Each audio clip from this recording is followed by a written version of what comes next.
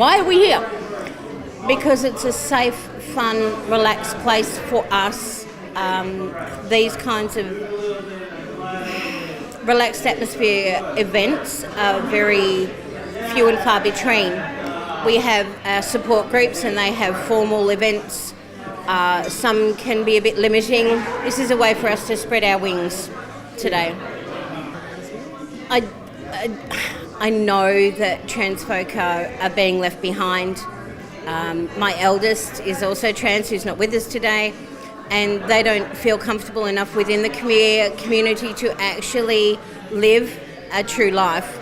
I have one who is living their truest life every day in every way, and my eldest just can't because they feel so restricted by the queer community.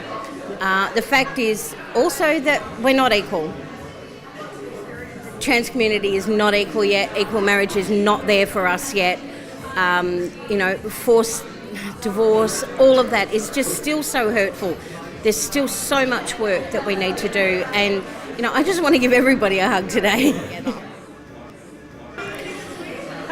Reaching out and letting people know that even outside of these events, which can be quite confusing for a lot of people who are not necessarily neurotypical, that we're still here, that parents are still here, that there are people who care for them regardless of their identity, and that's probably the biggest thing for me to let people know as a parent.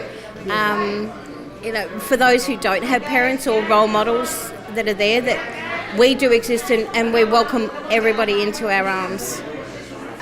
Mentors who can sit in between our elders and our youth. Yes. And I think, and I know that there is work going on in that area at the moment. But from my perspective, I've got an adult, I've got a teen, but I also have a young person. And so bridging gaps is a huge issue for us.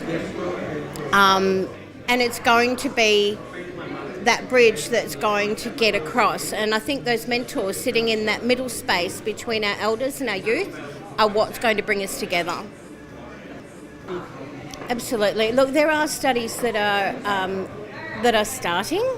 There are correlations that are being made as more and more trans kids are being affirmed.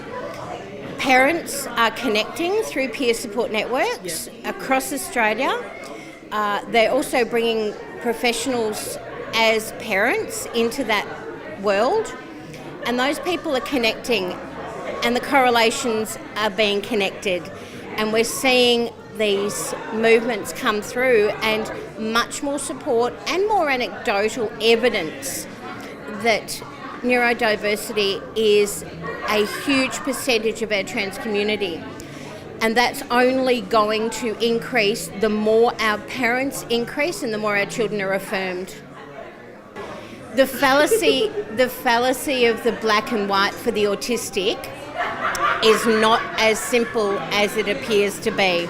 That black and white comes with a huge deal of unseen thinking and thought processes that go behind that.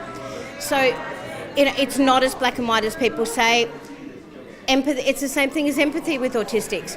They do have empathy, but there are 3 kinds of empathy, and not a lot of people know that either.